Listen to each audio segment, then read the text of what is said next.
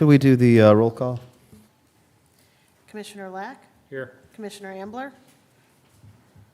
Here. Commissioner Joswiak, Here. Commissioner Munt, Here. Mayor Bonta, Here. and Commissioner Vasquez. Here. Did everyone have a chance to take a look at the minutes? And if so, is there a motion for approval? So move. Second. We have a motion and a second. All in favor, please signify by saying aye. Aye. We have our staff reports. Mr. Bowditch, if you're ready. Yes, I am. Good afternoon, Commissioners and Mr. President. Did you jump ahead? Dan, I jumped ahead. I missed That's okay. Sorry, it's the heat. I missed the payment of claims. Sorry, I'm used to other meetings where that's at the Ooh, end. don't miss My that. bad. Yeah. Don't miss that. I know, like, we're gonna end this meeting and not have it, yeah. Did everyone have a I wouldn't chance have to let it look at go. the claims, and were there any questions? And if there aren't any, is there a motion to approve the claims? Motion to approve. Second. We have a motion and a second. All in favor, please signify by saying aye. Aye. We're gonna pay the claims, guys. I mean, we didn't have to panic. We would have got to it, no? Mr. Bowditch, now if you're ready. Thank On you. behalf of all those that are receiving checks because of that, I thank you for that catch, Mayor. Again, good afternoon, Commissioners and Mr. President, Mayor. I'll try to be brief. Last month, over the period, there was the grand opening of the promenade. I believe most members were there for the grand opening. I was available to get there later in the afternoon. I did have a visitor with me that afternoon and took him around. He's from Illinois. He was very impressed with Portage. I took him around all around Portage. He was very impressed. He's a young gentleman that's he's training as an EMS Portage, so we took him through and had a tour of the fire facility. And he's interested in becoming a Portage fireman now, so moving to Indiana. So it was a very great event that night. I saw a lot of people that were out there having fun, kids having fun, running around, and good vendors. So it was a good community event sponsored by the city and for the community. Number two, I did respond. The Northwest Indiana Forum sent out a request for a response for more information on the RAISE grant that entities submitted. The request was for scheduling when the dollars would be used and how much of the dollars requested in grant money were actually needed. My response to the Northwest Indiana Forum in very detailed form was that we went through a lot of discussions in our grant application and our preparation development. The capital stacking that was developed for the grant application and the amount remains the same. I didn't want to ask for any less dollars because we did go through an exhaustive approach to determine what that grant request was. It wasn't a wish list. It was based on actual numbers for the Burns Parkway extension, and that's what we needed. So I didn't want to come back and say we want less now. So we did submit that response to them with a similar schedule showing that the project would be constructed by the first quarter of 2026, which would dovetail into the development of the north side for Prospect Economic Development Project. Number three, the city on Monday is meeting once again with the RDA to discuss the Regional Development Authority on a potential memorandum of agreement or understanding on how the layering of the Transit Development District's allocation area through the redevelopment district would work with the Portage allocation area and how those distributions would occur. So we'll have that meeting on Monday. Number four, I did at last month's meeting talk and did bring up the fact that to talk about and prepare a draft of an educational and worker training grant program. I have prepared a preliminary draft for you to look at. I know it was just given to you today, so this is an opportunity for the members to read it over the next month. If you have any questions, give me a phone call. But in general, what I've done is provided not only an introduction as to why it's important to provide grant funding for educational and worker training programs in the redevelopment district, It shows the purpose and authority for legal reasons, what's the basis for the grant program itself, and it's dependent upon net available tax increment revenue. And in general, what that means, as defined in the grant program, is it is your total distribution annually, minus any obligations that are due, minus any projects, programs that are budgeted for in the subsequent year, and any debt service that's due in the subsequent 6 months. Because you don't want to put yourself in a position where granting funds will then put you in a potential default should you not get the next distribution of tax increment. So 15% of that would then be available for grant funding.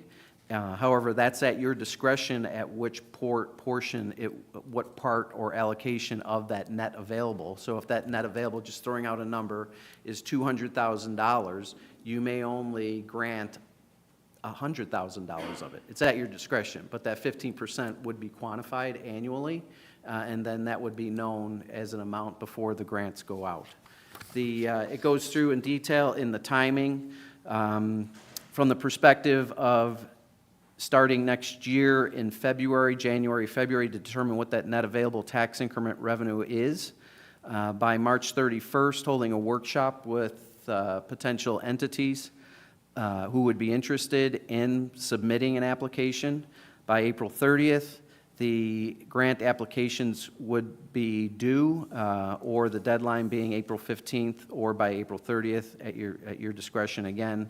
And then 1 month for the commission to review, and then at the June meeting of the commission, the grant applications would be publicly discussed and awarded, and then individual entities can start by July 1st. Now, the reason why July 1st is because then that would be the fiscal year for the schools, for the Portage Township School Corporation. They're on a fiscal year from July 1st through June 30th to match their school season. And that's typically what all schools and educational institutions are on anyways. So in the program timeline, you'll see by November 1st, which is 6 months, there's a reporting requirement, and by May 1st of the subsequent year, a reporting requirement. The grant does require that the dollars be used within that fiscal year or the calendar year for which it was provided, so it would be the fiscal year of the school or the entity that is given the funds. The approach for the commission funding for the formula for that determination of the net available grant is under by formula shows under commission funding for grant, educational grant.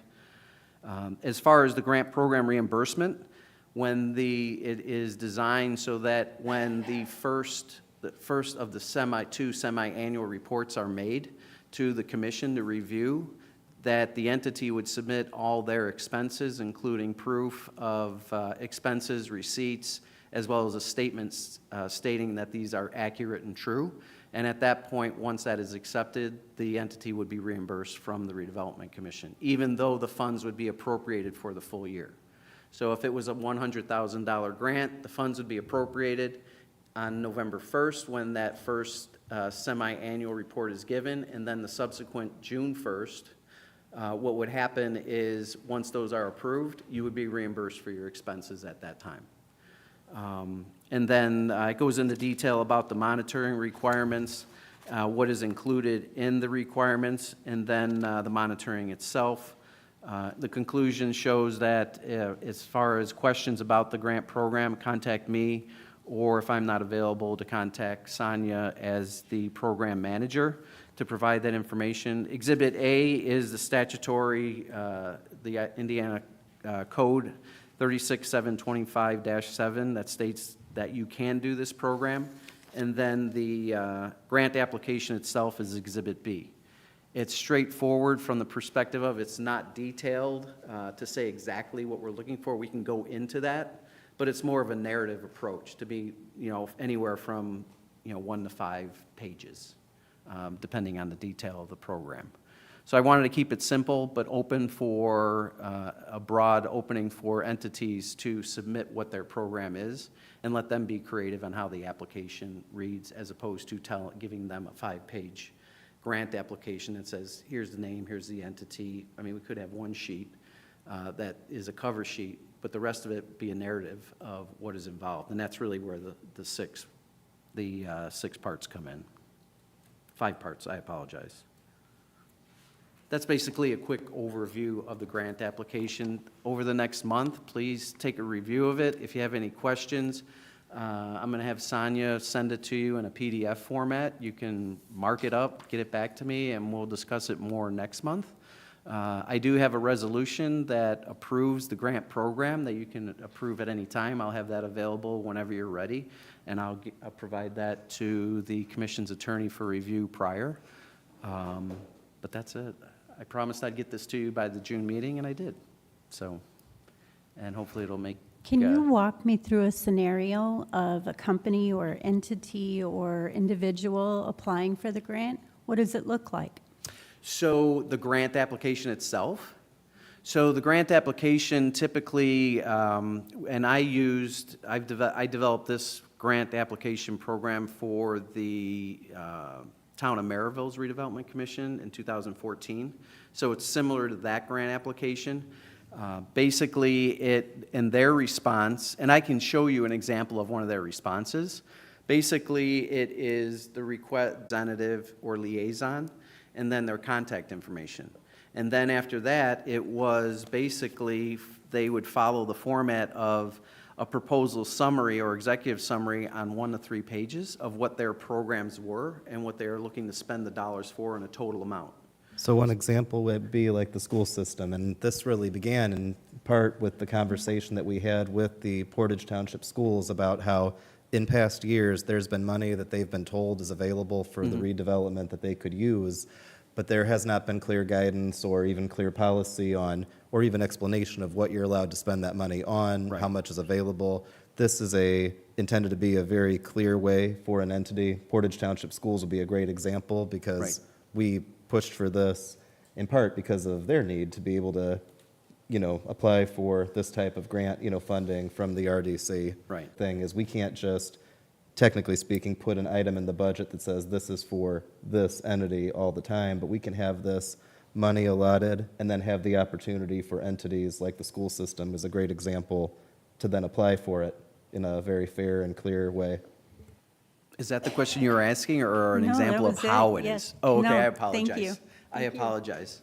But you have to be very, very clear that the dollars that are spent, so it's unique that the Portage Township School Corporation serves students who are outside the district of the Portage Redevelopment Commission and the Redevelopment Department. So they would have to be clear that if they were to spend $50,000 on a training or equipment purchase, how much, if it's $50,000, how many students that are in the city of Portage that benefit from that equipment? If it's 40%, then they should only receive 40% of that total cost towards the grant. We shouldn't be subsidizing outside students with our dollars. So And I it gets a think little with, bit tricky. you mentioned the Maryville, and I'm not trying to talk too much about them, but another entity, but I mean in a good way. I believe please just correct me if I am wrong, I think the Maryville Community School System, I'm not sure what their legal name is, I think there is a discrepancy between the school district territory and the town of Maryville. Or am I wrong? I believe that there are parts of Maryville schools Parts where you of would, the Maryville school system, students come from Crown Point. and that's So not a there was bad an thing issue at there. all. So this ties in really well and how it was designed for Maryville, because they had to be very careful on that also. And that's where I didn't mean that as a bad thing at all, but Right. just to say It it's not happens. exactly the same, or maybe it is exact. There's a very similar situation of the school district doesn't necessarily match our political district, but we Right. still want to be available to help. Here's how we do it within the rules we got to follow. Right. So for example, Commissioner, the Maryville back in the day, 2015-16, when they were requesting funds, they had a program for, one of their requests was to update their technology, where their total cost was $200,000. Well, what we did was I had the school determine what's your total enrollment, what's the enrollment of the students from Maryville in the district. And then if that was 85%, then 85% of your costs can be reimbursed by these dollars, not the full amount. Now, they had another program where they, well, 2 programs, but one of them was if a student was to receive early college credit through IUN or going to Calumet College or whatever university as a junior or senior, they can be reimbursed for that cost, but they can only be students that lived in the district, not outside. So if they lived in the Crown Point area, you couldn't provide that or offer that reimbursement for class. Yeah. So you have to be very careful about that. So it's really meant, the application itself is really meant to be more narrative and instead of just fill in the boxes. Yeah. Yes, so thank you for this. It's very detailed, and I'm sure we'll have more questions as we review it, and I share this with the superintendent Okay. and the rest of the board. My question is, does it have to be a new program, a new initiative, or can it be something that is already established? It could be something that's established, sure. Okay, and so you're saying that more than one entity could apply for this. So let's say you approve the Portage Township Schools as well as, let's say, another educational agency, which Right. could be a charter school or Right. private school. Would it have to go just to one, or can it be shared?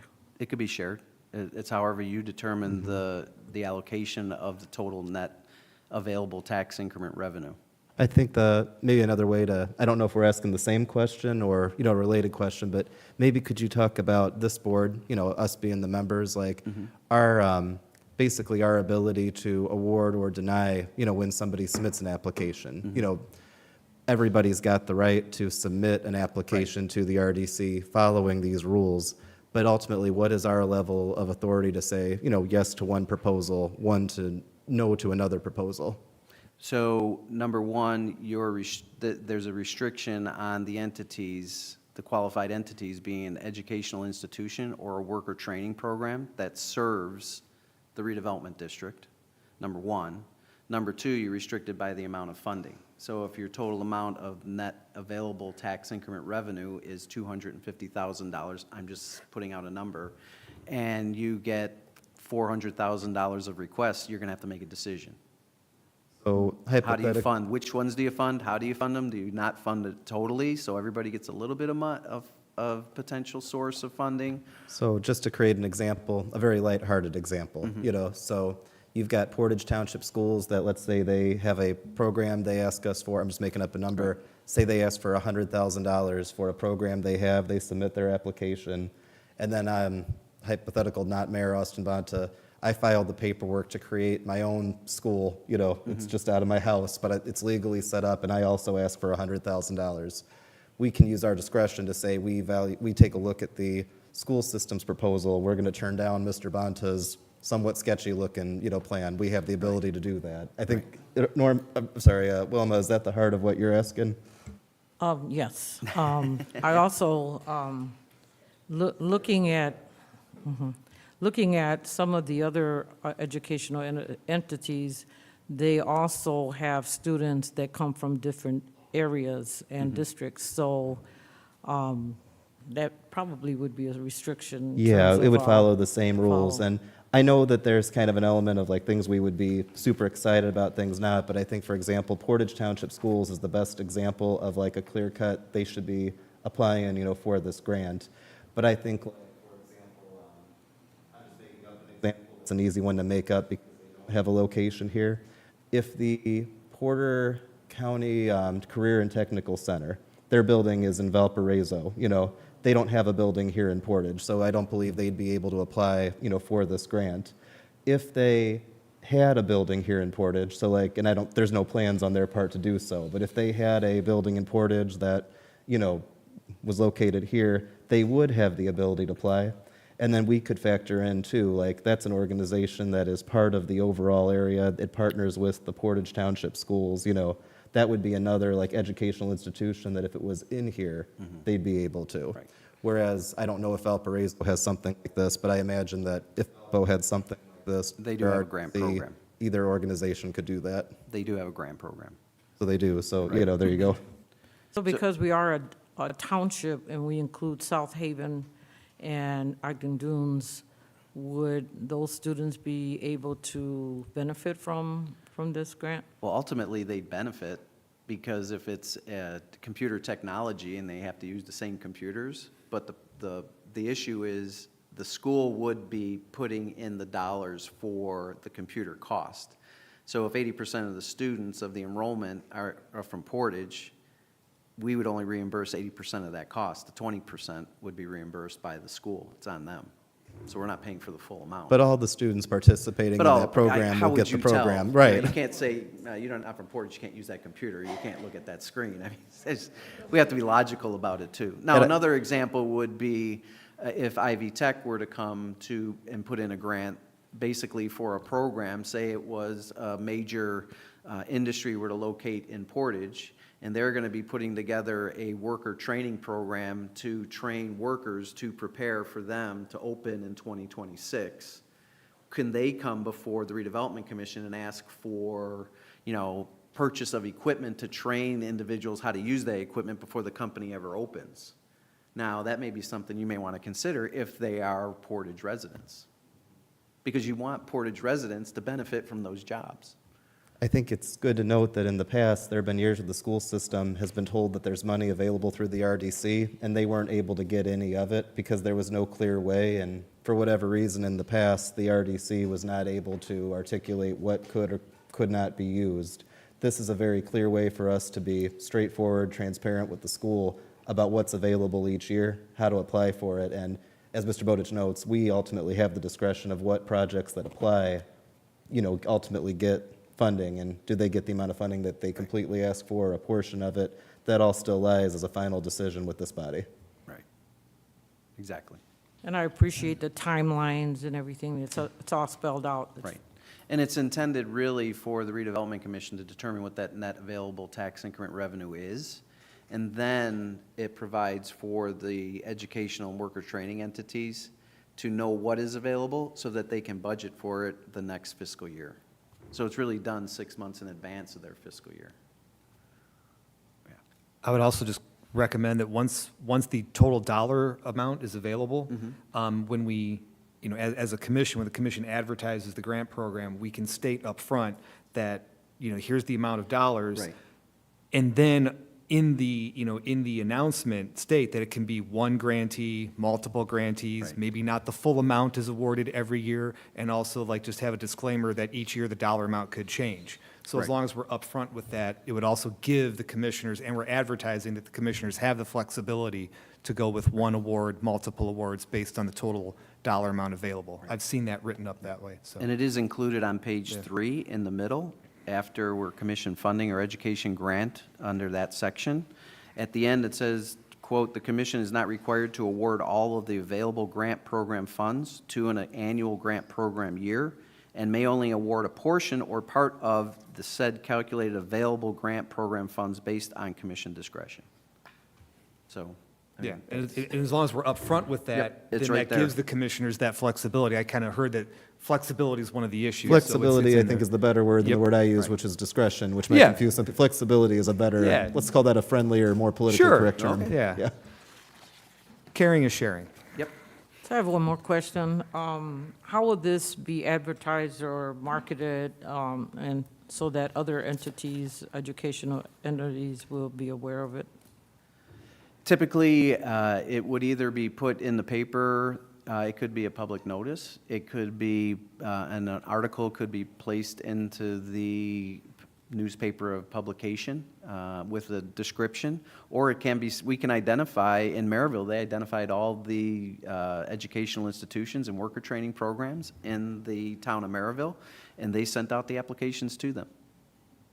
I'll also put it out on social media, Yeah. if need be. I've got a little Right. bit of a presence there. Right.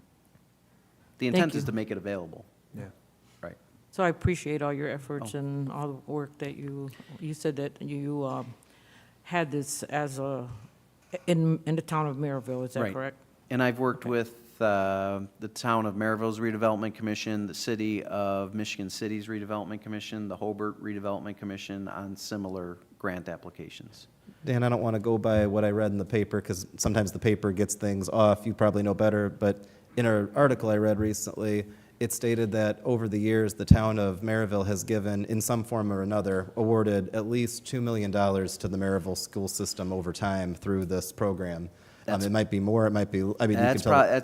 I would say that's accurate. So They it- were at a time providing at least 200, they actually provided a 5-year grant program for $236,000 a year for 5 years. And at the end of every year, the school corporation had to come back and submit the reason what they're using it for.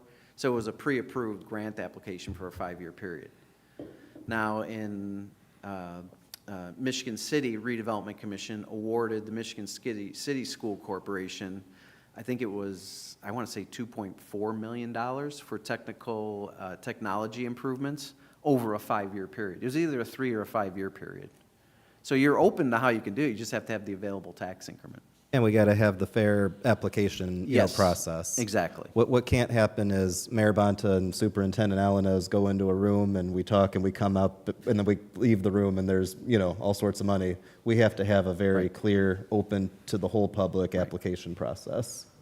Because what's going to happen is the Department of Local Government Finance is going to come before you and ask, did you provide an application? How did you award the applications to the grantees? How did you collect the money? Do you have the receipts? Did you verify that the work was done? And that's why the monitoring semi-annually is required. And then the questions are based upon how did you assist students from the district. If you were to look at the questions, they're very specific to show what were the benefits to the students in the district. How did the program develop students or worker training for global and competitive economy, and what improvements can be made that we can help you in the future. And all those questions, as a state legislator who drafts the legislation and the statutes, they're going to ask those questions. We allowed you to give this money, what did you give it for? And how did it make improvements? Well, the semi-annual reporting is your answer. And just turn it over and say, here's how we improved education. How many jobs were developed, created, or retained in Portage because of worker training education? Yeah. So during this last legislative session, I'm not sure how many of you would know that what they're pushing for is that all students have internships as part of their graduation requirements. So I'm not sure how that's going to go. Right now, there's some opposition to that, trying to figure out all the details, but I'll let you know Right. next time. Yeah. And just to add to Keep you that, updated. if that ends up coming to, fruition, on that side, there's a couple ways that a program like this could help us be ready. I don't know if within that, what they're talking about, they're proposing the internship has to come through the school system. But one opportunity would be if the school system puts together an internship program, that could be something that they apply to us to help fund, through this.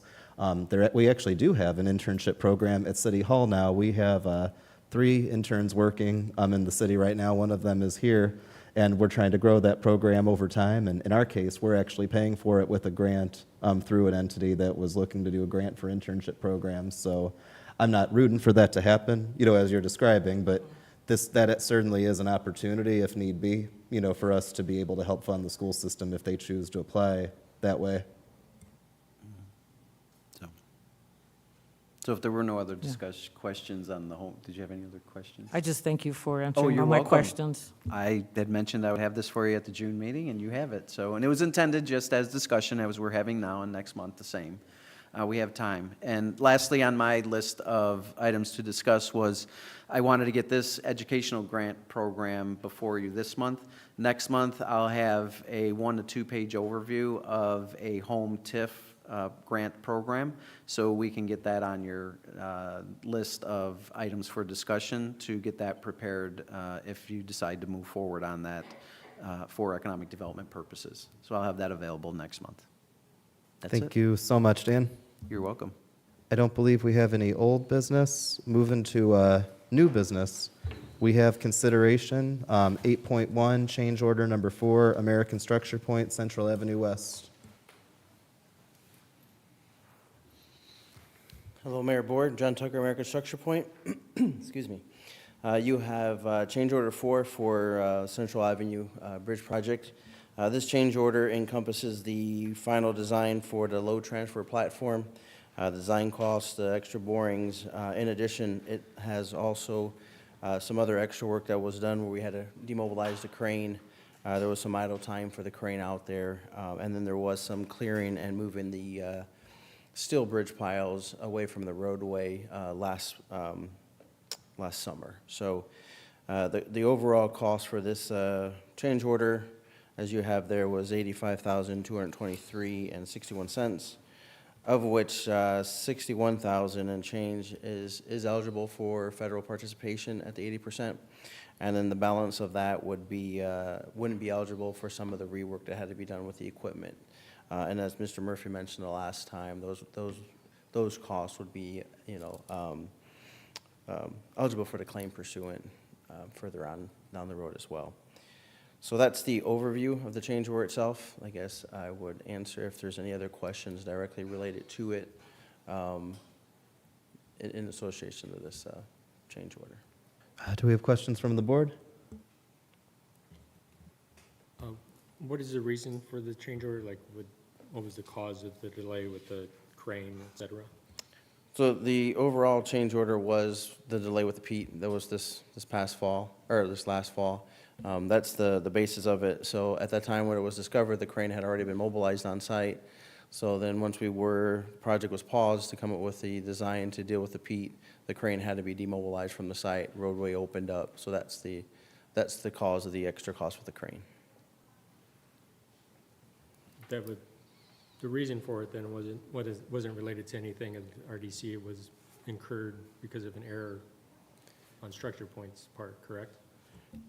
It was related to having to go back to deal with the peat, so that it had to be demobilized at that point. So Related to it would be associated with Related to the the soil pursuant claim. borings that weren't done, correct? Yes. Why would the RDC incur the additional expense when it wasn't an error on our part? Well, it would be eligible for the overall claim towards KNS for the arid soil borings. But at this time, it would be part of the overall contract that then in turn would be more than likely filed against. Is that something legal and I'm a little confused by that So too, as far as like, I mean, I understand, trying to figure this out, right? Like, So typically what happens is, and if I'm explaining this correctly, Sorry. is you pay the claim, and then you put a claim in against that cost, and then there's an adjudication or some decision made for reimbursement to you, but you have to put the money up forward first. Yes, because then with the contractor having the contract with the state through this project, it's the means of having them, the payment for the crane, yes. Right. I guess I'm trying to just understand what we've been charged for, like are being potentially charged for, like, man, I don't want to ask a dumb question, but I'd rather ask a dumb question than not ask a question that works. Like, I own like a music school, and so we have people that come who take like guitar lessons, right?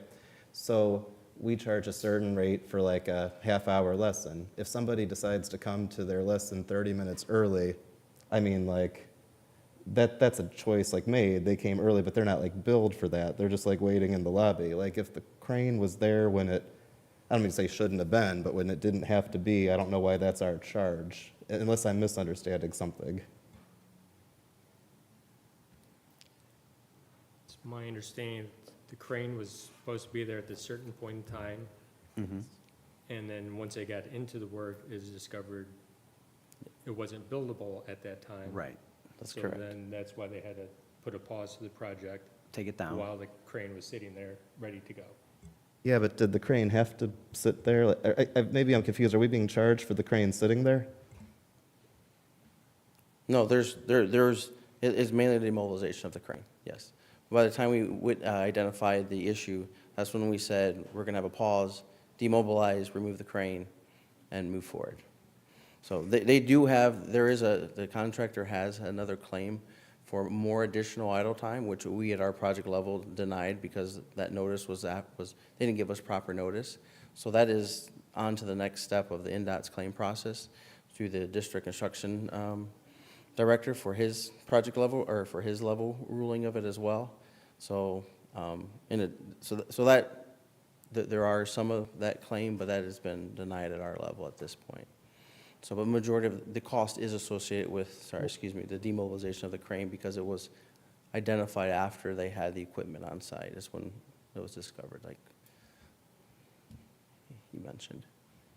So my question to you is, your company denied a claim for the cost, but yet you're coming to us with the cost? No, we denied, we told the contractor, they were seeking further, additional. and What we was said, your reason for sticking with this one and denying the other? Like, why not deny both? Per the spec, they didn't provide the proper notice as to the crane being out that way, so the notice was presented. And that's when we said, okay, well then, as we're trying to figure out what is a solution to move forward, if there's gonna be a cost incurred for the crane, then demobilize the crane, move it, so that we can come up with a solution instead of incurring any additional costs. And I'm so sorry, like, I think I'm often enough a smart person. I don't know if I'm understanding. When you say demobilize the crane, Remove it from site, I'm sorry, sir. I mean, but the crane has been there, am I right? No, it is not on site, Oh, it's not sir. there? Okay. No, sir. We're talking about once it was gone, right? Yes, that, just the cost to remove it. It's a big crane. No, it's a big crane. Yeah, it's not. Remind me, how much of this cost was to remove the crane? The crane itself was 8,000 of the overall 85. Majority of it is for the design of the load transfer platform that we'll be moving forward with.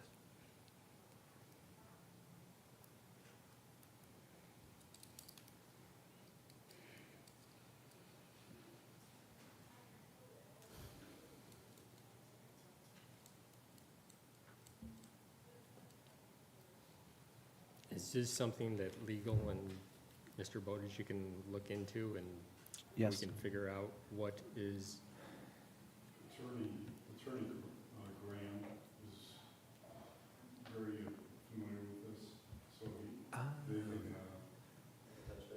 they can, You guys can touch No, base on I'd be that. happy to touch base with my other boss, besides the commissioners.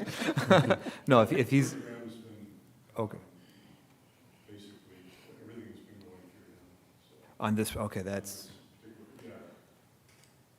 so in the simplest terms, we would need to approve this change order to get the project back on course. And then, once that's paid, there would be a Claim. claim from the city to the other party for reimbursement. Is that correct, a correct statement? That's correct, and it isn't the entirety of the change order too. The more than 2/3 of it is eligible for the federal funds to get the reimbursement. That would be the non-claim, but you're absolutely correct, sir. Where is the project, like, right now? So, I mean, if we had just said, well, if we just say yes, you know, like, when are we gonna actually see the project start? I know that there was a delay put in last time around. Where are we at with the actual project? Because, I mean, I know that people keep asking, when is this gonna start, you know? Where are we at right now? So we were waiting, last board meeting, we were waiting for a delivery date for the test piles. The test piles have been ordered. They have been ordered, they've been secured, they are available. They are just waiting for the actual shipment date. Contractor, we actually met with the area engineer for NDOT this morning. We had some unit prices that we were still negotiating with the contractor. We were coming to terms there. So we should have that schedule as to the date that the test piles should arrive, but I would say within the next couple of weeks, if not sooner, we'll have a crane on site, test piles in, and then the test piles will have to be driven on either side of the bridge. And then once we know the results of those, if they fall in line with what the design is, then the production piles are ordered. There will be a lead time waiting for the piles, but we're working with the contractor to get an overall schedule so that we have work happening while we're waiting for the piles as well, and working on that overall schedule from the contractor. So they came back with a few more questions for us to answer, so they could put that schedule together, and that was our meeting with NDOT this morning to get guidance on some of those questions. so, all right. One of the things that the board could consider to do is to have a motion to approve the change order, but preserve the RDC's rights to seek recovery against the parties responsible for causing the delay. So that is something that can be, and that's something that the the board could do right now to at least allow this thing to keep moving forward, but then preserve the RDC's rights on the record to pursue recovery against the parties responsible. So moved. Yes. We have a motion and we have a second. Any discussion? And if not, I'll call for the vote, but hearing no discussion. All in favor, please signify by saying aye. Aye. Any opposed? And that passes. Thank you. No, thank you, Ed. And Sandy for the reminder. It is all appreciated. This is a great effort. team here. All right, we have 8.2, consideration Abbenmarsh Task Directive Number 003. Just wait for 007, that'll be fun. 003, Library Garden K and S soil sampling. I've heard that joke before.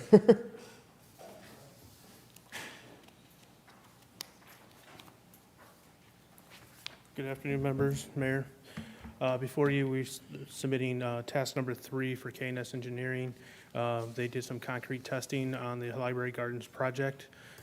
This is the last invoice for KNS on this project. As it is wrapped up, KNS was the contractor to do the testing on this project for us at the city's directive. Are there any questions?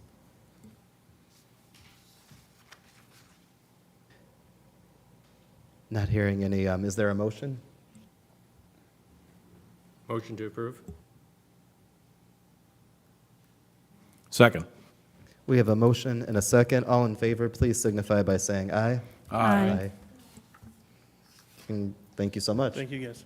Sometimes I want to say congratulations, but I don't know if that's really what, I mean, we ultimately, we paid a bill that we need to pay, All right, we have 8.3, consideration real estate matters. Mr. Rathjen, it's so good to see you. Good afternoon, Commissioners. I have a couple items for you today. We have before you the PSA, the purchase sales agreement for some property at the corner of Lute and Airport Road. I would ask for authorization for the mayor to sign as chairman of the RDA and authorize tentative Attorney Barnicki's final review of the documents. Do we have any questions? Hearing, well, oh, I'm sorry, go ahead. Sorry, it looked like you were tapping on the thing. Do we have a motion? So move. Second. We have a motion and a second. All in favor, please signify by saying aye. Aye. All right, Thank you. thank you, guys. My final item is kind of a general item discussion. There's been some talk about us contacting other property owners in the area of the north side. As your consultant, we'd like your permission to contact them on your behalf, because as a real estate entity, we don't own any authorization to do that. So we'd ask for the board's permission for us to contact the adjoining property owners on the behalf of the RDC board. Was there a motion on that? Or a question? No, I'll make a motion to request, to be able to Authorize. ask. Authorize, gotcha. We have a motion. Do we have a second? Second. We have a motion and a second. All in favor, please signify by saying aye. Aye. Thank you. That's all I have for tonight. We have item 8.4, discussion cameras at Founders Square for event security. There, is that you, Dan? Or is there a leader on this discussion? Is that Sandy or Tom or? Sandy, would you like to come up? Is that okay? So. I could talk about it. Just as an introduction, this was the result of a meeting with the city administration, the mayor, and the department heads, the police, the fire, all the event coordinators, after the event for the reopening of the promenade. And it was what went well, what didn't go well, how can we do better next year? And one of the topics brought up was the potential for cameras to be placed at the promenade for not only, for Homeland Security reasons, because you have a water tower up there, but for criminal activity or any activity that may occur, so that the police department can monitor what's happening. If there's a fight, they can zoom in on what's happening and identify, so that if people leave, they can find and charge individuals. I want to make sure I'm using the right legal terms, but find the individuals that allegedly took action. So that's why this was put on the agenda. It is redevelopment commission property, and it would be a benefit to provide for better quality of the events that would occur out there. I think it's more of an evidence gathering. Yes, evidence gathering. Evidence gathering activity. There you go. I'll defer to legal counsel. No, I'm just here to help. I know what you meant, though. Yes. Yeah. Tom, do you want to come and speak to the microphone, too? I'm not one of those people. I know we're not like on C-SPAN, but I do want to make sure that, you know, people watching have the ability to hear. Yeah. I've got to find it. I didn't realize this was on the agenda. This is an old, do you have that? I don't. I have Okay. something else. What do you have? Oh, you have the one through, I actually have something that is expired, but last year, it appears that somebody received a quote from Proven IT, who is our IT company, to install cameras. The cameras required Wi-Fi for connection and viewing, so it would have been to install cameras, Wi-Fi, labor and equipment. They quoted $53,000. There's some change to that, but around $53,000, so. And then, Tom, I'm familiar that the police chief, Candiano, he also did some Yeah. digging, and is that the information you've got? right, this is with Flock. That's who the police use for cameras and for their license plate detection program. This was last year, so the price might be a little, we can get an updated quote, but it was originally $12,000 a year with an initial $3,000 setup. They will waive the $3,000, but they seem firm on the $12,000 per year. So theirs is more of a subscription type thing, and with a front-end setup, but they'll waive that. So about 12 a year. So do we pay for it? Or, now this 12 a year also pays for the, you know, the Wi-Fi, the storage, yeah, right.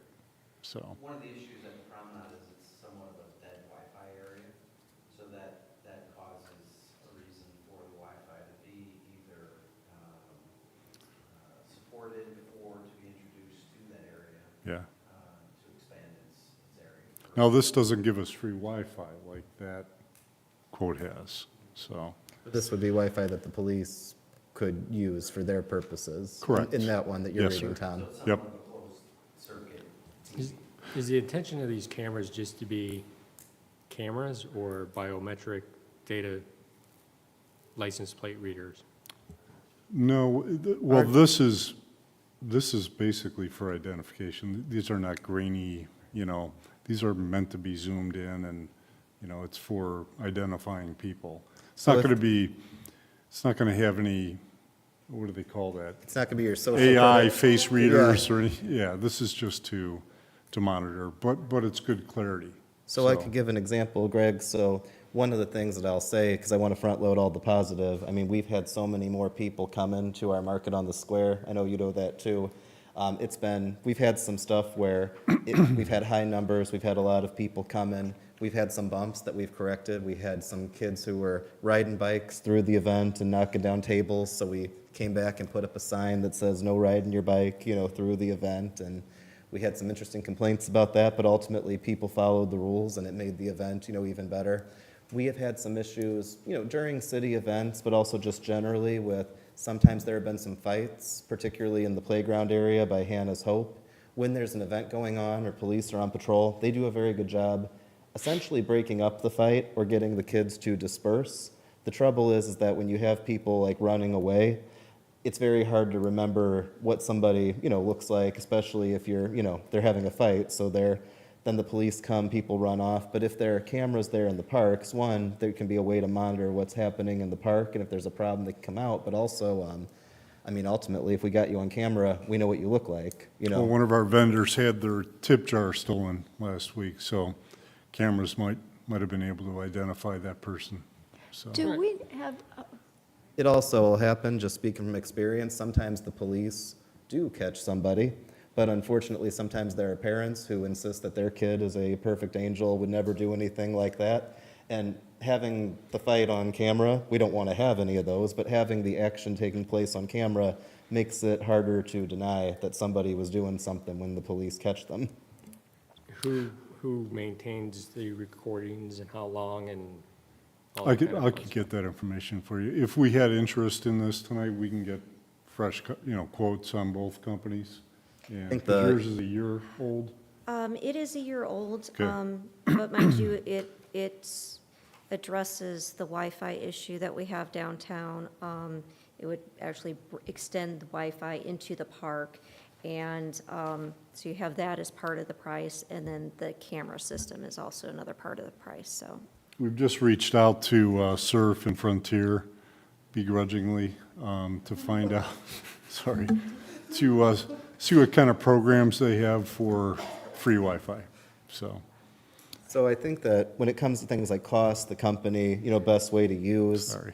Do you want to have like the AI identify your face, do social credit thing? Probably not, but no, I'm just teasing with that. But basically, I think the discussion here is, are we, as the RDC, owners of the Founders Square area, are we interested in bringing this, to Founders Square? I mean, I can just speak, for myself. I think that cameras would be a great addition to the square.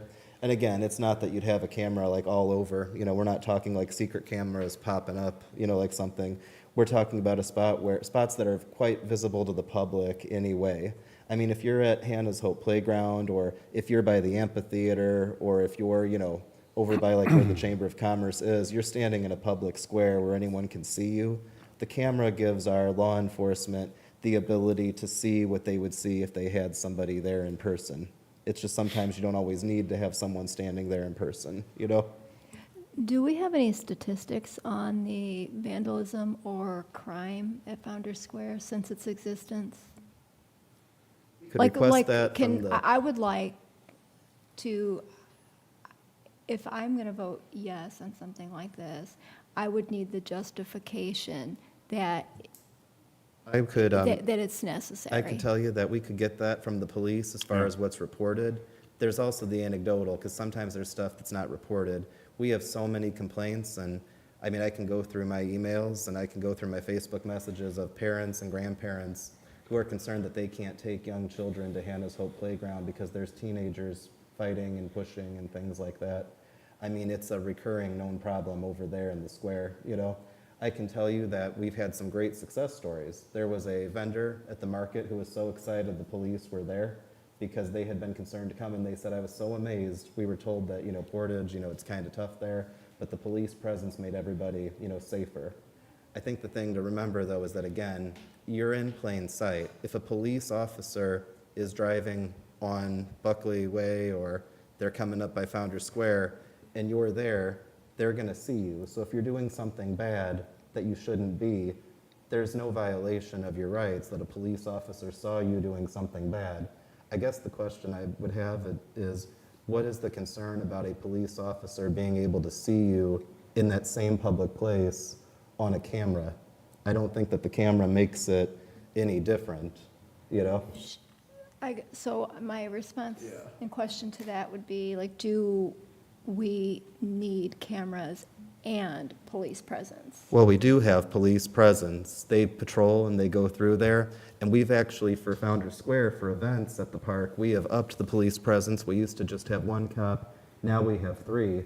And that made a tremendous difference. And we had no major instances, I believe, last week at all when it came to fights, when it came to issues with theft. The police being there has been it's been tremendous in terms of going from a spot where, to give you an idea, we had a pretty bad fight the first Friday. The police did come, they got it under control, but a lot of people who were participating in that fight, they got away.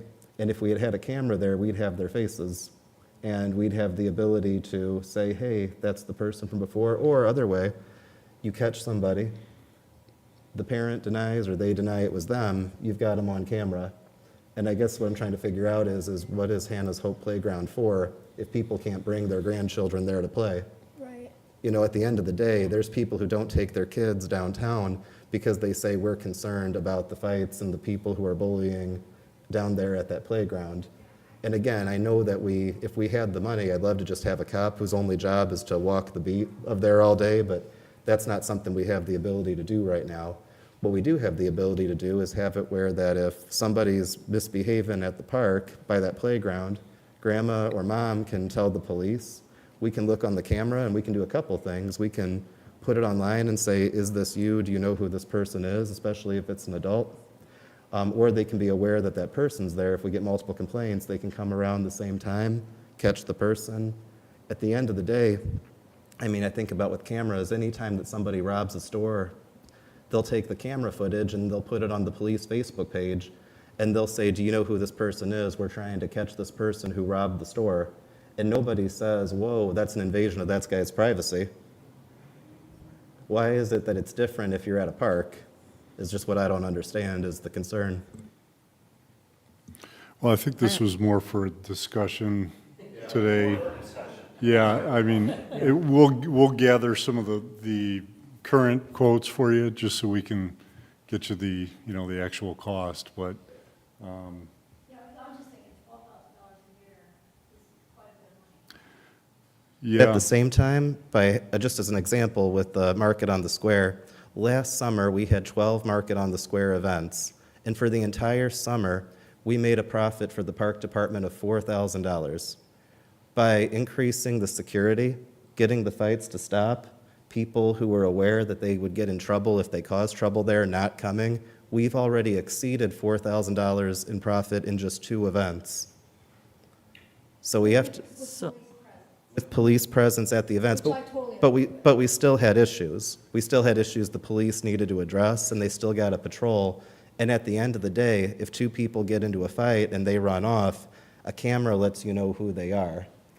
And I guess I just think that at the end of the day, if we're concerned about cameras from a privacy standpoint, I guess the issue is you're standing outside in a public park.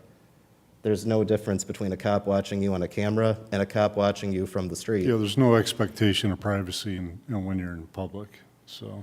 so my comment is, as a retired administrator in schools, not at this school district, but we have unfortunately had to put cameras all over in the hallways, outside in the playground area, in the office, and it's been very, very productive doing that, taking that kind of stand on, you know, what could take probably an hour or 2 hours to figure out what happened during a fight, probably would take 5 minutes as you view the camera. And one more comment, I think it's a preventive measure.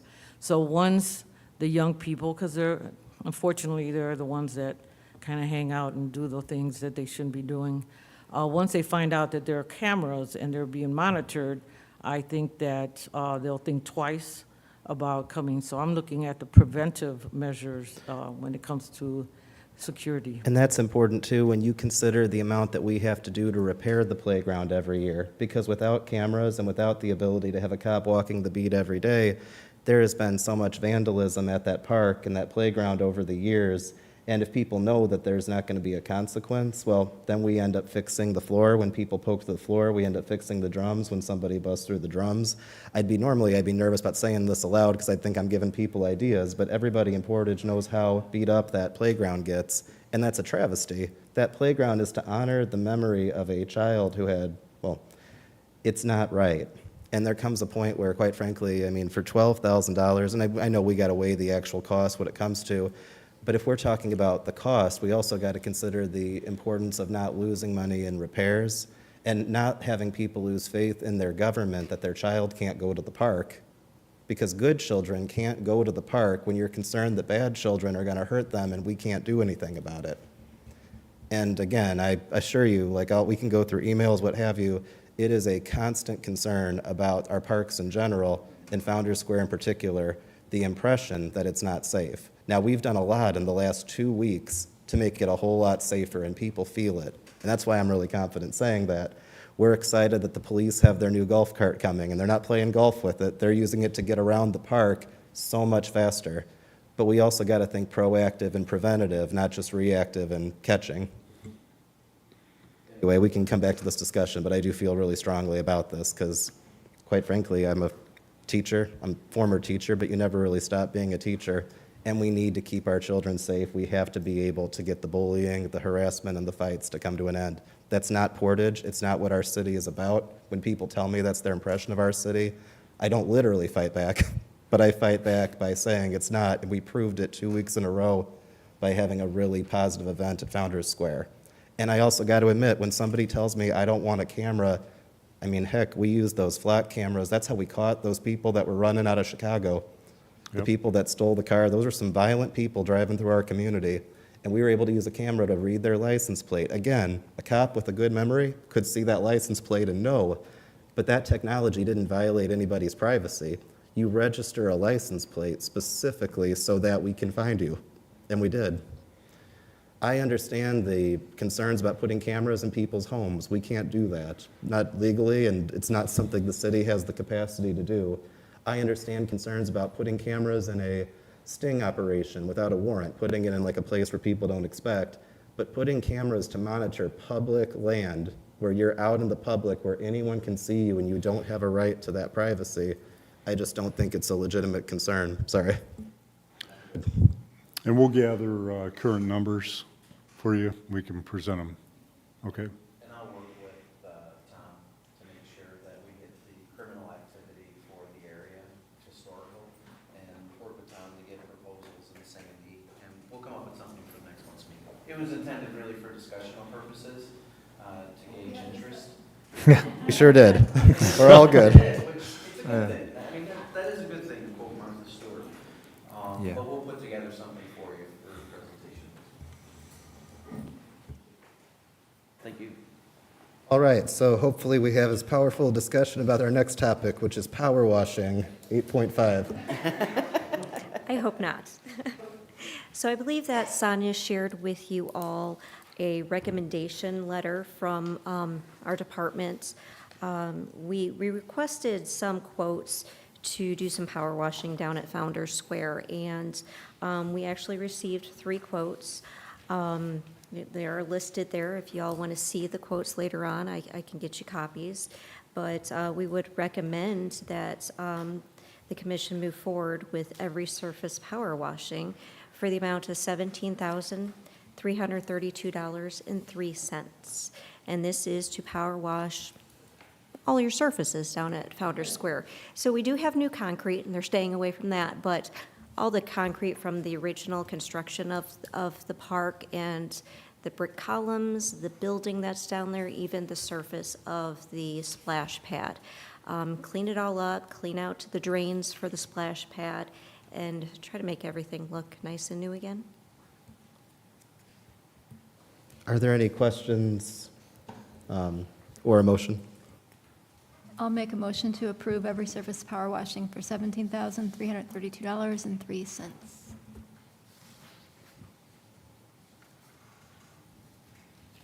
Do we have a second? Before we have a second, I just have a quick question. At what point is Founders Square going to be done? Because there's so many areas of our city that need the RDC money, I understand. but Founders Square comes up an awful lot. It does. And honestly, this was a discussion when this year's budget was prepared.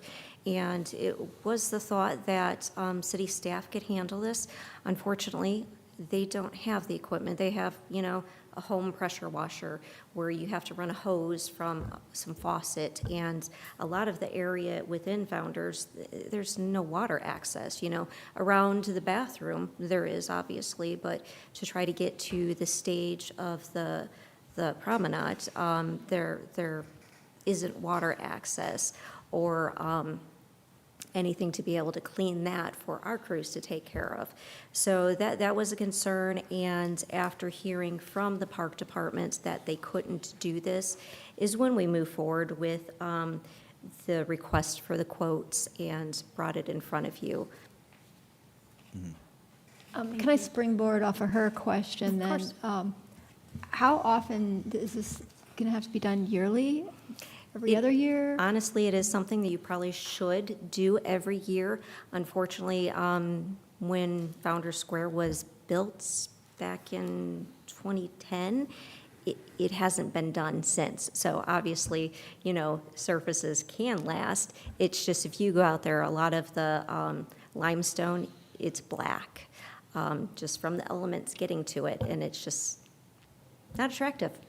I think my only question would be, I know that we're kind of in the middle / I guess really the middle of June, but like, is this the right time, to do it? Let me say it this way. I know it's a good time, but like next year, would it be better to get this scheduled sooner? Or is this about where we should be year to year? I mean, honestly, I would imagine that, the Park Department, also the Redevelopment Commission would like to see it done earlier in the year before all the events start. Just unfortunately, we heard word from the Park Department recently that they just couldn't manage it, and so just move forward. And if you want to wait until, March of next year to look into this, we can. Again, it's just a topic of discussion. And from the perspective of washing, how often, I don't know if it needs to be done annually. Please remember it's limestone, and limestone's porous. So if you were to power wash that every year, you're actually deteriorating the limestone sooner. So we'd have to find out at what point is a regular cycle of power washing, or is it a deep power washing, or is it a light hosing down, or a light power washing of it? And I did speak with Sandy about this. We did communicate, and I would recommend approval for the power washing this year, so that for the 4th of July, and if it can be done by then, but for the summer events, it's clean, and it'll transfer to next year. So my question would be, how many hours, how many individuals would be working on this power washing for $17,000? Is it a week process? Is it a couple days? How many on the crew? That's, $17,000. I'm just curious. I don't believe anybody gets into the time that it's going to take, but I can't imagine that it'll be just one person out there. I would assume that they'd have a crew of at least 2 people working on it together, and again, I'm not sure how long. That wasn't listed in any of the quotes that we received. Sandy, are you confident that if we move forward with this, we can get it done before the 4th of July? So that question was asked prior to this meeting, and I do recall before Every Surface, who is the low quoter, even knew that they were lower, they had mentioned that they want to get out there and they want to start right away. Now, can they get in there before the 4th? I don't know, because we haven't had that conversation. It hasn't been told anybody that we're moving forward. It was just, investigating at this point.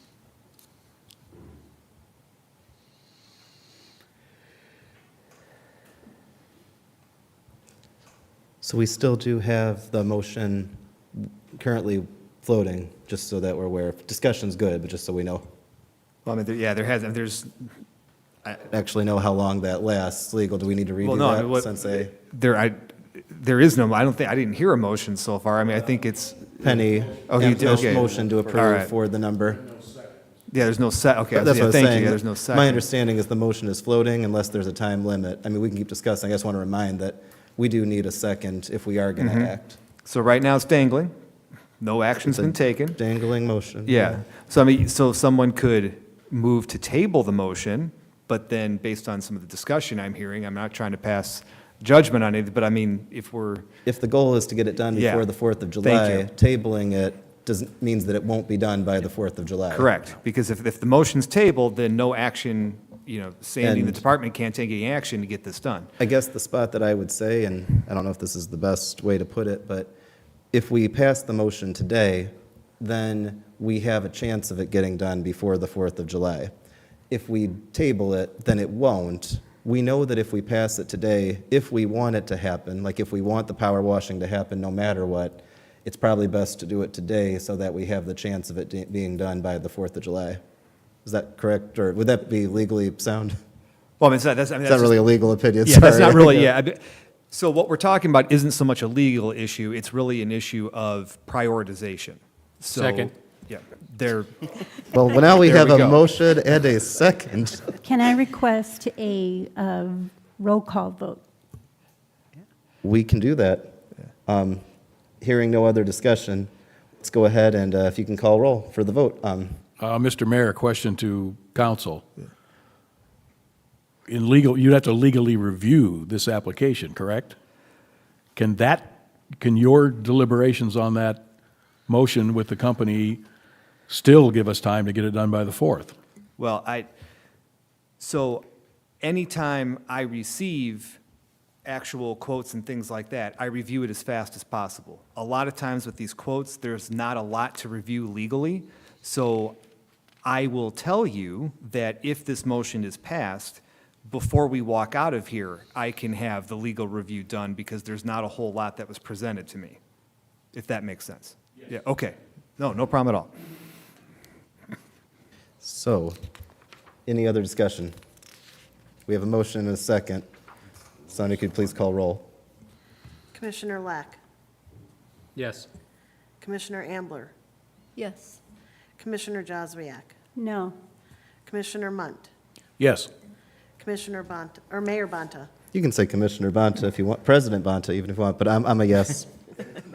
President of the commission, I'm not that crazy.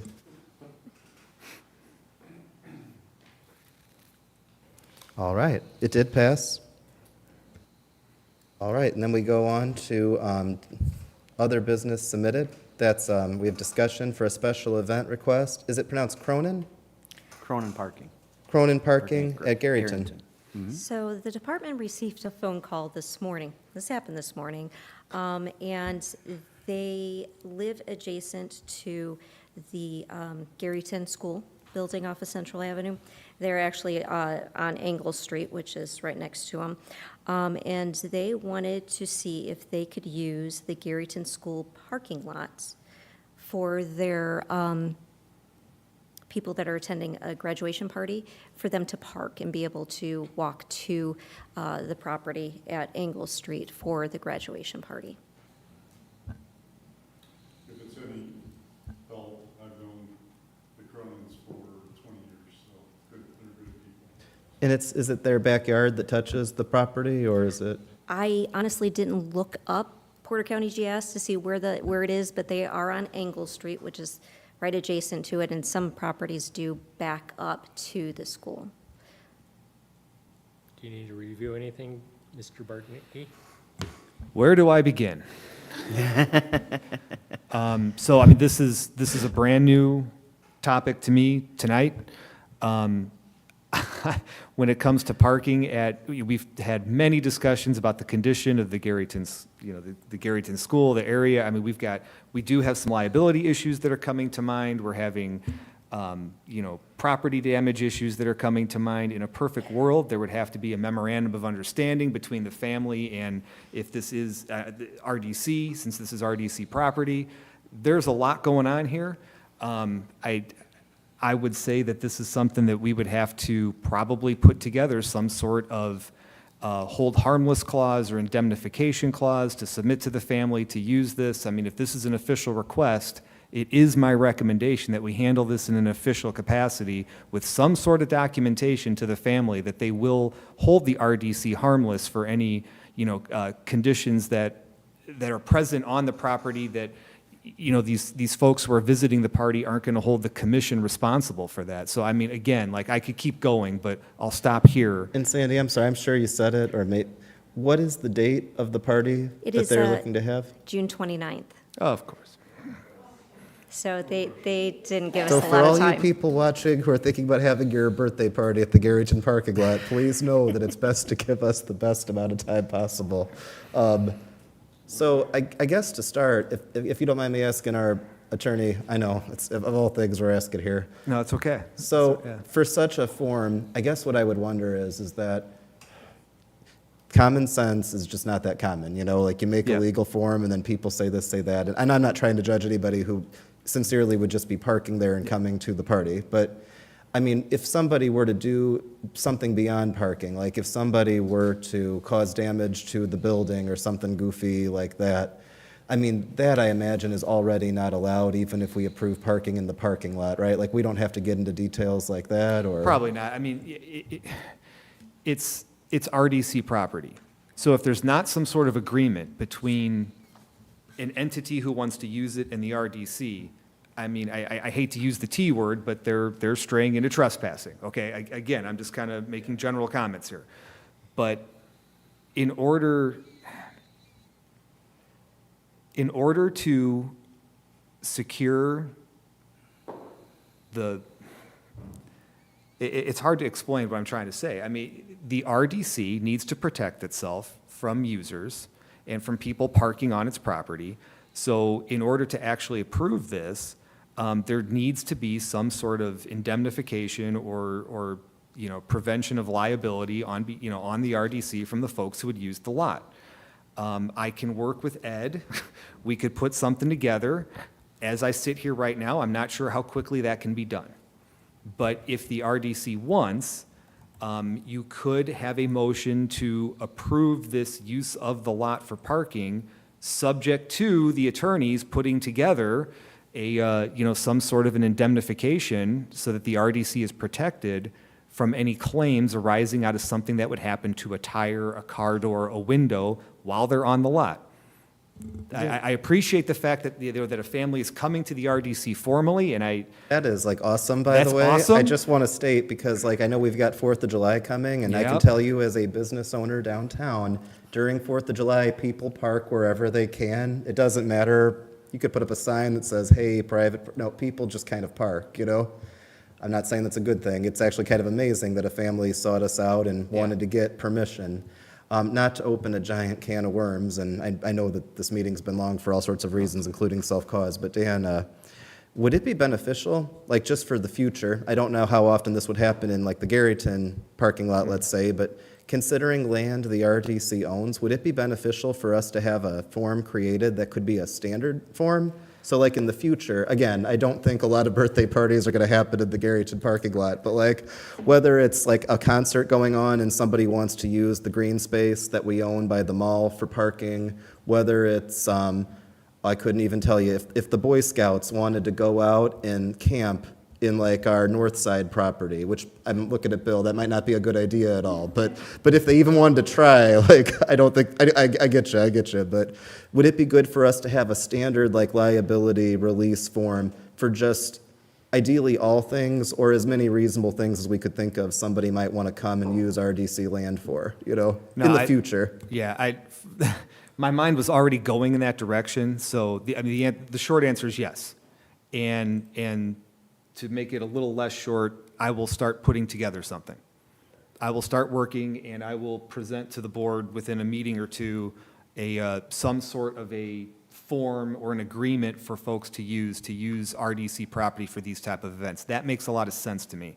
And then I guess the other question, just to make an already goofy thing worse, and I'm sorry, would be, again, is it possible legally, and please note, I'm not trying to be like power trippy, like getting this authority, I don't really like want it, but would it have to be, you think, something where if somebody in the future wants to use RDC land for an event or for something, we'd have to set it up that it gets approved at an upcoming RDC meeting? Is there any way that for certain things we might be able to delegate it, let's say to Sandy or to Mr. Bowditch, or I don't know if, saying it aloud, it doesn't sound appropriate to me. It probably sounds like it should be something that maybe you do have to just time your event so you have time to get to this board, but. Yeah. But you know what I'm saying? Like if somebody's just like, hey, we're having an event, we want to park here, we didn't know, you get what I'm asking? Yeah, Kinda no, like which I think, it sounds to me like what you're talking about is a property manager for RDC property, which would be that as soon as there's an event, if the RDC would like, the RDC could delegate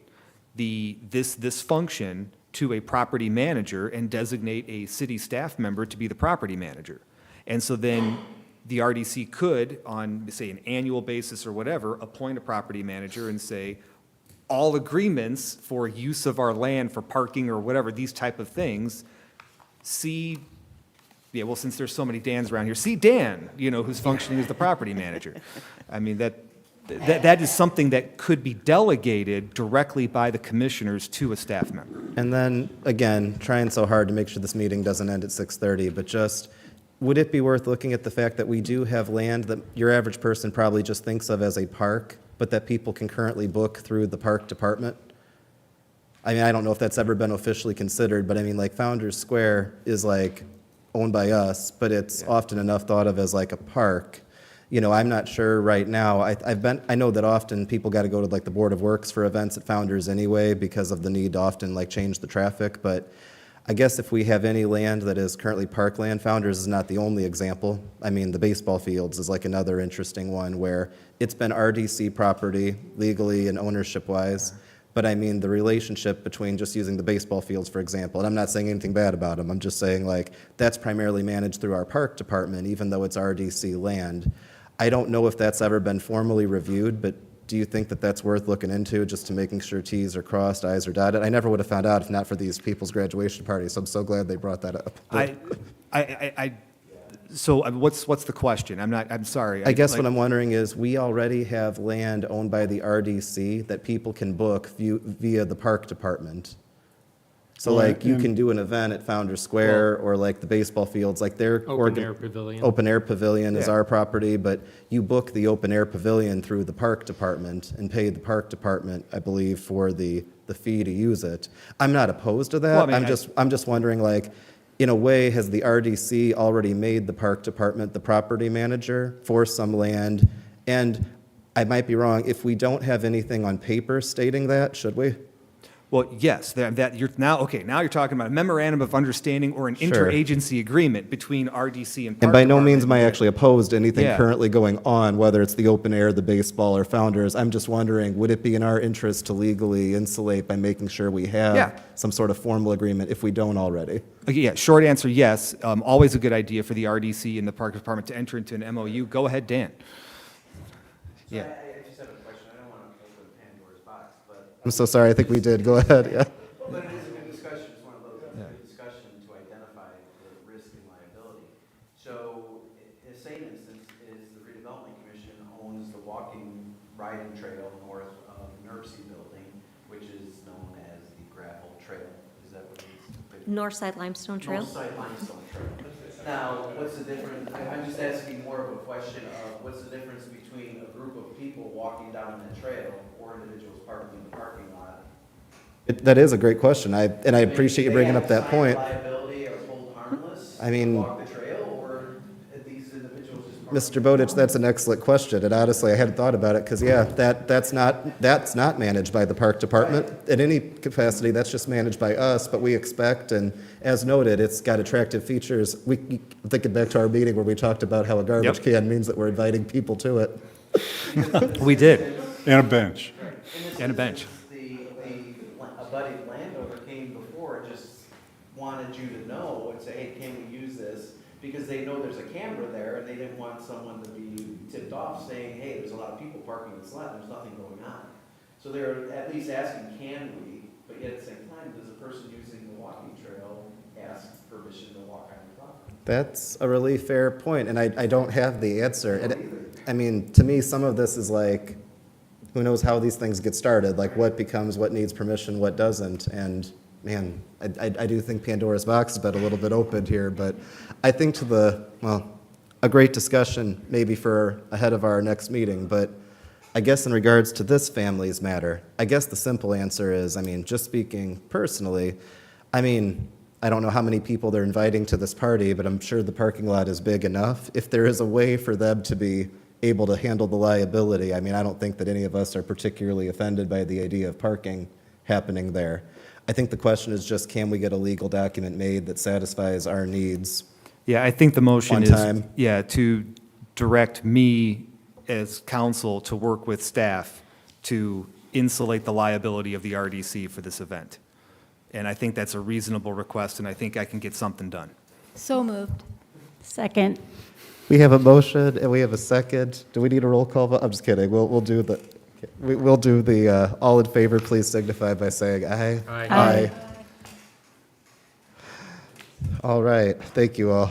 So then we have 9.2, discussion Irving Street estimate. I hope Sonia shared the estimate with y'all. If you recall, Abamarsh has been under contract to design Irving Street Trail. How this all developed was that when the library garden was designed, it included a trail that connected Central Avenue down to Mulberry and went in front of the library garden. The sidewalk on Central Avenue is 8 feet wide. It is actually a connector trail for the downtown to get to Prairie Duland. So this was just a phase in this downtown connector trail. With the original bid of the library garden, it came in way over budget. And so it was decided to remove the trail from that project and create a separate project. Like I said, Abamarsh took that design out, put it on a separate piece of paper. We are done with the design. We have that in hand.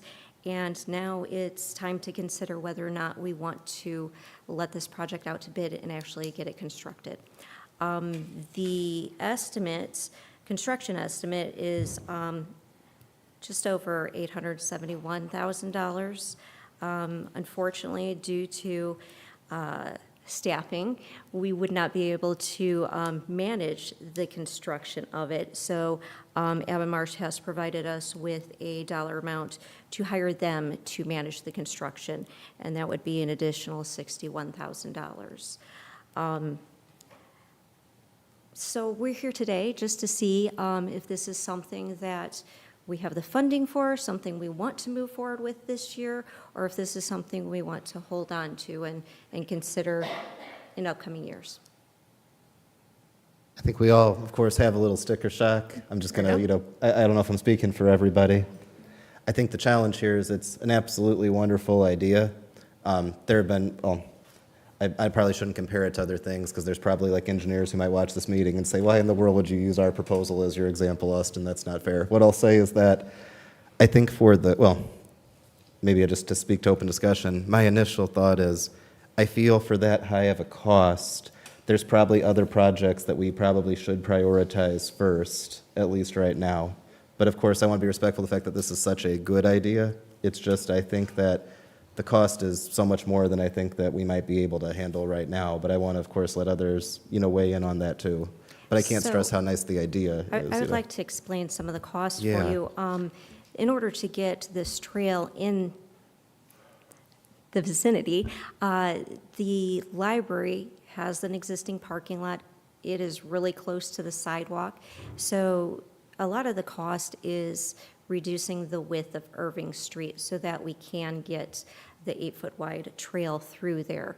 It currently has 3 lanes in one section, and so we would reduce the width of the street just to 2 lanes in that area, and it gives us enough room to get the trail in front of the library and still have enough wiggle room for people to feel comfortable. Another thing to consider, though, is that some items were taken out of the library garden project.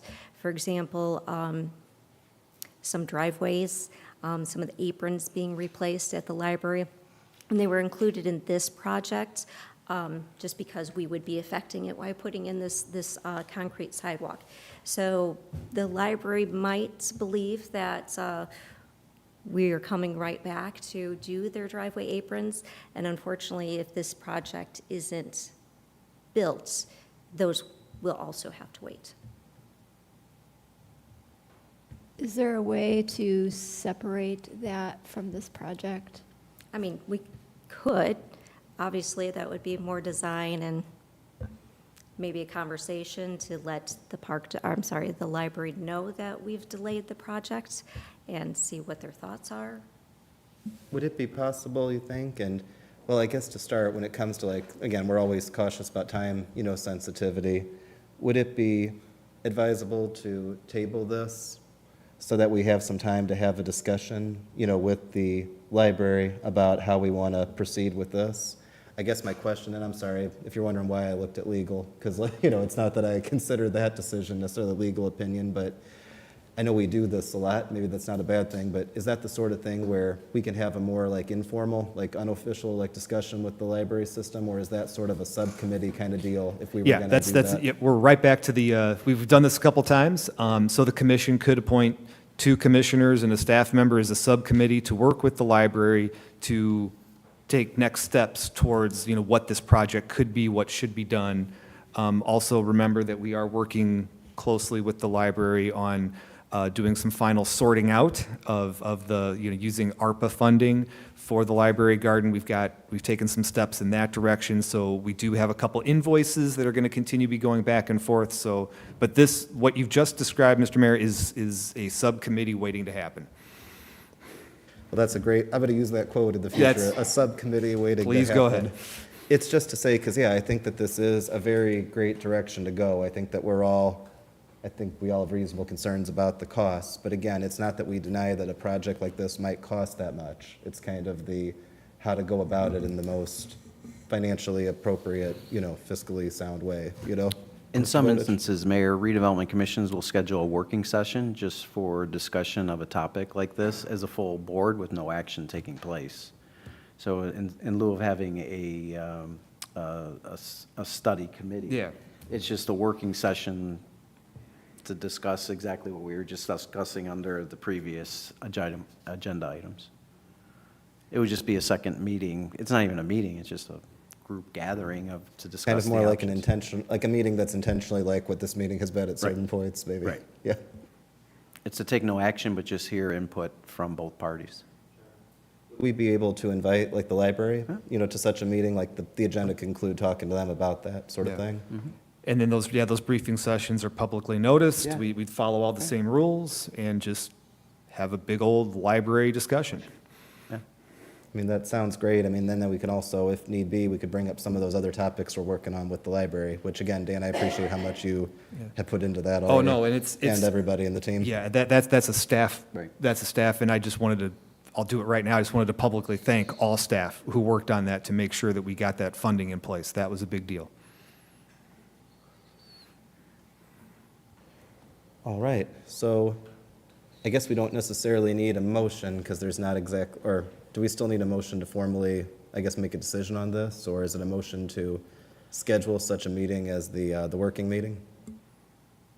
You may want to entertain a motion to schedule a work session for 2 weeks prior to the next redevelopment commission meeting for the same time.